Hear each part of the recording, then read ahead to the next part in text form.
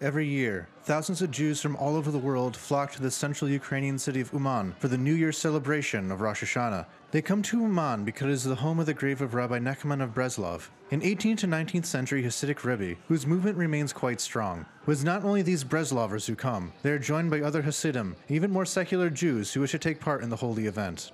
So the reason I came to Uman is because I know that there's lots of magic here, and I want to see it for myself, and I trust the other people that have been here before me, and based on this forum that I've read, that if it's written, I believe it. So you come here with full emunah, with the goal of transforming yourself, and you can't ask Hashem to change the year for you. You have to say, change myself to make this a better year. Uman Rosh Hashanah, it's something completely different than Uman before Rosh Hashanah and after Rosh Hashanah. And I wish all Jews in the world, at least once, to experience what people experience in here during this Eve, during this time. Rosh Hashanah is seen as the day of creation, both as the date on which the universe was created and as a day for personal rebirth. The sins and mistakes of the past year are atoned for, and a new life can begin. In Jewish tradition, the Torah Bible starts off, in the beginning God created the world. When? That's the first day of the year, and that's Rosh Hashanah. Rosh Hashanah is considered the beginning of the world. If you want to start something new, you're going to have to make judgments, right? Am I going to do this? Am I going to do that?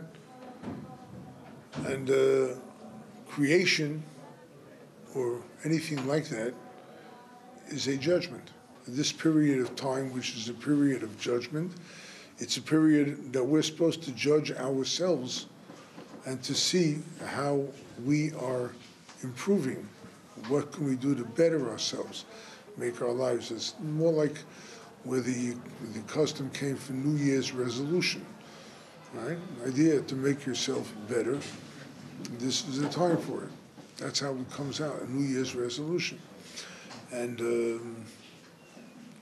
we're asking for compassion, and we're trying to do good.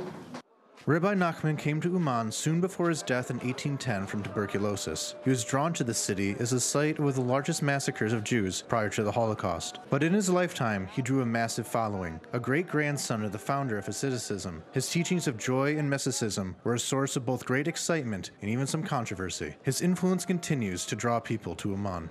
Rabbi Nachman said that anyone who really feels the intensity should come to me for Rosh Hashanah, because it's the day of judgment. He was a leader, and why he wanted his people to come, it's kind of obvious that he wanted his people to be with their leader, who he could inculcate them with the fear of God, with the love of God, with the feeling for religion, for whatever the religion stands for. And he did it very well.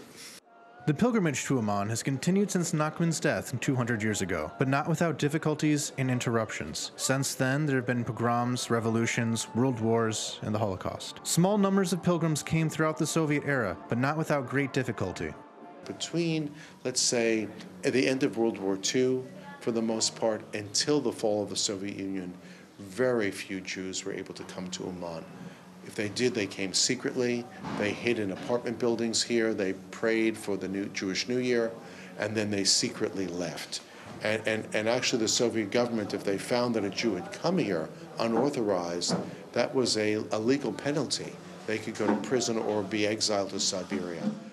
Ever since the end of the Soviet Union and the dawn of an independent Ukraine, the pilgrimage has blossomed into a massive event that draws tens of thousands every year.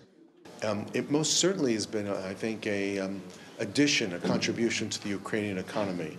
And actually in Uman, what's shifted in the last few years is that the township of Uman has recognized that the pilgrims that come here, in effect, are eager to spend money on different things. It might be fruits and vegetables, it might be souvenirs, it might be transportation, but what's happening now in the last few years is we see the rise of these hotels. that are all around us right now. Once upon a time, people really spent their time in apartments that they rented out, or tents, or for the most part, they found little places in order to enjoy the Jewish New Year. But now what's happening is a hotel business is building around it, and actually a travel tourism business. So Jews who come here often end up visiting other sites in the Ukraine. They go to Breslov, they go to Berdichev, they go to Mezbuzh, and so they're spending money in all those places, and all those places are essentially building tourist centers, hotels. They're rebuilding old synagogues that were destroyed during World War II, or abandoned or reassigned during the Soviet era. They're being sort of converted or returned back to sort of Jewish institutions to encourage Jewish tourism. As the sun sets, the year 5778 begins. And from all of us here at UATV, Shana Tova.